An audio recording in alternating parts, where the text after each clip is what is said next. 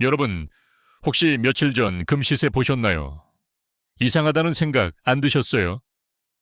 보통 지구 반대편에서 총소리가 들릴 것 같으면 금값은 하늘 무서운 줄 모르고 치솟는 게 정상입니다. 그게 우리가 수십 년 동안 배워온 경제 상식이잖아요. 그런데 이번엔 달랐습니다. 베네수엘라의 마두로가 체포되기 딱 48시간 전 세계가 숨을 죽이고 폭풍전야를 지켜보던 그때 금시장에서는 정말 기괴한 일이 벌어졌습니다. 시장이 먼저 반응했습니다. 그런데 그 반응이 공포가 아니라 마치 설계에 가까웠다면 믿으시겠어요? 전쟁의 화염이 치솟기도 전에 금시장은 마치 찬물을 끼얹은 듯 차갑게 식어버렸습니다. 제가 오늘 이 이야기를 꺼내는 이유는 단 하나입니다. 여러분이 보고 계신 뉴스 뒤에 훨씬 더 거대하고 치밀한 금융의 설계도가 숨어있기 때문입니다. 자, 엉클과 함께 숫자를 한번 들여다보죠. 작년 연말과 새해 직전 시카고 상품거래소 CME가 아주 이례적인 움직임을 보였습니다. 여러분, 전쟁은 뉴스에서 시작하는 게 아닙니다. 전쟁은 먼저 가격에서 시작합니다. 그리고 이번엔 그 가격이 금시장에서 먼저 흔들렸습니다. 가격이 먼저 흔들렸다는 건 누군가는 이미 결말을 알고 있었다는 뜻입니다. 그리고 바로 그 순간부터 이상한 순서가 시작됩니다. 사건이 터지기도 전인데 시장은 이미 한 발 먼저 움직였습니다. 뉴스는 아직 조용했지만 가격은 이미 방향을 알고 있었던 것처럼 보였습니다.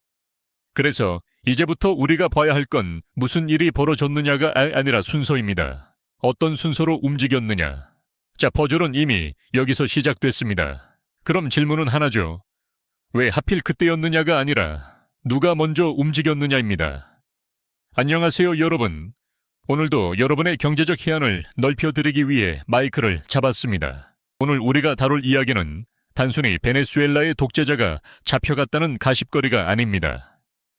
이건 2026년 전 세계 질서를 재편하려는 미국의 거대한 야심, 그리고 그 속에서 우리가 어떻게 자산을 지켜야 하는지에 대한 생존 전략입니다. 앞으로 20분 동안 우리는 마두로 체포라는 사건의 껍데기를 벗겨내고 그 알맹이를 파헤칠 겁니다. 왜 미국은 하필 1월 3일을 선택했는지, 왜 이번에는 직접 통치와 지상군 투입 가능성까지 언급했는지, 그리고 이 모든 움직임이 여러분의 지갑과 어떻게 연결되는지까지 차근차근 짚어드리겠습니다. 이 영상 하나만 끝까지 보셔도 앞으로 뉴스에서 나오는 뻔한 해설들에 속지 않으실 겁니다. 자, 이제 본격적으로 들어가 보겠습니다. 여러분, 이게 우연이라고 보기엔 순서가 너무 정확합니다. 36년 전에도 그랬고 6년 전에도 그랬습니다. 역사는 반복됩니다. 그런데 날짜까지 반복된다면 그건 기획입니다. 이번 마두로 체포 작전이 실행된 날짜는 2026년 1월 3일, 1990년 1월 3일 파나마의 놀리에가가 체포됐고 2020년 1월 3일 이란의 솔레이마니가 제거됐습니다. 그리고 다시 2026년 1월 3일 마두로가 체포됐습니다. 미국인들에게 1월 3일은 승리의 날입니다. 트럼프는 그 상징성을 누구보다 잘 아는 사람입니다. 이날 독재자를 수갑 채워 끌고 오는 장면은 정치적으로 말로 홈런입니다. 하지만 진짜 중요한 건 날짜가 아니라 그 뒤에 숨은 공식입니다. 불안한 권력은 외부의 적을 통해 내부 불안을 덮습니다. 사람들은 미국이 정의를 위해 움직였다고 믿습니다. 하지만 냉정하게 보죠. 마두로가 독재한 건 어전을 일이 아닙니다. 그런데 왜 하필 지금일까요? 미국의 인플레이션, 고용지표, 정치적 분열, 이 모든 불안을 한 번에 덮을 거대한 쇼가 필요했던 겁니다. 그리고 그 쇼의 무대가 베네수엘라였습니다. 작전 이후 시장이 가장 민감하게 반응한 곳은 중앙은행과 국영석유회사 같은 돈줄이었습니다. 권력은 늘 사람보다 돈을 먼저 봅니다. 트럼프가 날짜를 고른 건 미국 국민에게는 승리를 팔고 뒤로는 에너지 창고의 열쇠를 챙기기 위한 아주 정교한 비즈니스 모델이었습니다. 그런데 이번 작전에는 과거와 다른 결정적인 변화가 하나 있습니다. 트럼프는 말했습니다. 우리가 직접 운영하겠다. 이건 단순한 정권 교체가 아닙니다. 국가를 위탁 경영하겠다는 선언입니다. 대리 통치의 시대가 끝나고 직접 통치의 시대가 시작됐다는 신호입니다. 마두로 체포는 끝이 아니라 관리의 시작이었습니다. 미국은 화폐, 인프라, 석유 수입 구조까지 직접 손에 쥐려 할 겁니다. 베네수엘라는 국가가 아니라 하나의 거대한 공장처럼 다뤄질 가능성이 커졌습니다. 그럼 왜 이렇게까지 무리수를 둘까요? 답은 단 하나입니다. 석유입니다. 모든 질문은 결국 석유로 수렴됩니다. 베네수엘라는 세계 최대 수준의 매장량을 가진 에너지 금고입니다. 이걸 통제하는 순간 중동도, 오펙도, 에너지 가격도 백악관 책상 위로 올라옵니다. 엉클이 늘 강조하죠. 미국이 움직일 때는 명분은 자유지만 실리는 늘 자원이라고요. 이번에도 예외는 아닙니다. 하지만 세상은 그렇게 단순하지 않습니다. 베네수엘라 뒤에는 러시아가 있고 중국이 있습니다. 중국은 이미 수십조 원을 빌려주었습니다. 러시아는 군사 자문단을 배치해왔습니다. 마두로라는 머리를 잘랐다고 하이드라가 죽는 게 아닙니다. 오히려 더 많은 머리가 자라납니다.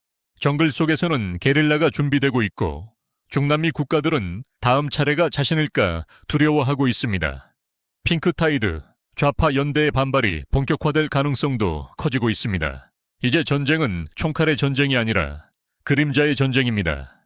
그리고 이 모든 위험을 알면서도 트럼프는 왜 강행했을까요? 답은 다시 금융입니다. 전쟁이 터지면 금값이 오르고 인플레이션이 터집니다. 그래서 트럼프 정부는 전쟁보다 먼저 금값을 눌러야 했습니다. 작년 연말과 새해 직전 CME는 금 선물 증거금을 인상했습니다. 증거금이 오르면 투자자들은 금을 팔 수밖에 없습니다. 그래서 금값은 전쟁 전에 먼저 주저앉았습니다. 시장은 착각했습니다. 별일 아닌가 보다. 이게 바로 금융 방화벽이었습니다. 시장 심리를 미리 진압한 겁니다. 금이 눌리자 달러는 강해졌고 그 강한 달러를 등에 업고 미국은 당당하게 움직일 수 있었습니다. 여러분, 시장은 항상 공정하지 않습니다. 권력과 자본이 결합하면 시장은 연출됩니다. 이번 금값 하락은 시장의 실패가 아니라 정치와 금융이 함께 만든 설계였습니다. 자, 그럼 여기서 우리가 놓치지 말아야 할 게 있습니다. 마두로가 지금 뉴욕으로 압송되어 법정에 섰습니다. 그는 무죄를 주장하죠. 그런데 베네수엘라 본토 상황은 어떻습니까? 로드리게스 부통령이 즉각 항전 의사를 밝혔습니다. 미국이 기대했던 내부의 자발적 붕괴는 아직 일어나지 않았습니다. 오히려 카보 같은 강경파 실세들이 군부를 장악하고 버티고 있습니다. 이건 미국의 엄청난 통치 비용을 요구하게 될 겁니다. 트럼프는 이 비용을 석유로 충당하겠다고 장담합니다. 하지만 베네수엘라의 원유 생산 시설은 이미 고철 덩어리나 다름없습니다. 미국의 기술과 자본이 들어가서 이걸 정상화하는 데만 최소 5년에서 8년이 걸립니다. 트럼프의 남은 임기보다 깁니다. 그럼 그동안 들어가는 천문학적인 주둔 비용과 사회 안정 비용은 누가 감당합니까? 결국 다시 미국의 세금이나 국채 발행으로 이어질 수밖에 없습니다. 금융시장이 지금은 마두로 체포에 환호하며 달러 강세를 보이고 있지만 장기적으로는 미국의 재정 부담이라는 부메랑으로 돌아올 수 있다는 뜻입니다. 이제 정리해봅시다. 마두로 체포는 정치쇼에 가까웠다. 진짜 목표는 석유였으며 그 과정에서 금융시장은 미리 정리되었습니다. 하지만 이제 진짜 문제가 시작됩니다. 베네수엘라 석유가 실제로 시장에 풀리기까지는 험난한 과정이 남았습니다. 그 사이 국제 유가는 널뛰기를 할 것이고 러시아와 중국은 자신들의 지분을 지키기 위해 비대칭적인 보복을 가할 겁니다. 이건 끝이 아니라 서막입니다. 오늘 이야기를 세 줄로 정리해 드리겠습니다. 첫째, 마두로 체포는 기획된 정치쇼에 가까웠다. 둘째, 진짜 목표는 베네수엘라 석유였습니다. 셋째, 금값 하락은 그 쇼를 위한 금융 설계였습니다. 그럼 우리는 어떻게 해야 할까요? 금 가격을 다시 보셔야 합니다. 인위적으로 눌린 가격은 언젠가 반동이 옵니다. 에너지를 보셔야 합니다. 그리고 달러의 흐름을 보셔야 합니다. 세상은 이제 자유와 정의보다 배럴과 달러로 움직입니다. 왜 전쟁 직전에 금값이 떨어졌을까요? 그건 시장이 약해서가 아니라 누군가 더 큰 폭풍을 준비했기 때문입니다. 마두로라는 머리는 잘렸지만 하이드라는 살아있습니다. 러시아, 중국, 중남미의 반발, 그리고 미국의 내부적인 재정 압박까지 이제 진짜 이야기는 지금부터 시작입니다. 이제 판단은 여러분 몫입니다. 엉클은 질문만 던졌을 뿐입니다. 여러분은 이번 사태를 어떻게 보셨나요?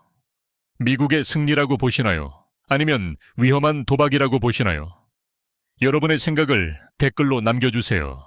오늘 영상이 도움이 되셨다면 구독과 좋아요, 알림 설정까지 부탁드립니다. 엉클은 다음 영상에서 러시아와 중국의 보복 시나리오, 그 소름 돋는 금융전쟁에 내막을 들고 다시 찾아오겠습니다. 여러분, 세상은 아는 만큼 보이고 보이는 만큼 지킬 수 있습니다. 오늘도 공부하시느라 고생 많으셨습니다. 지금까지 엉클이었습니다. 다음 영상에서 뵙겠습니다.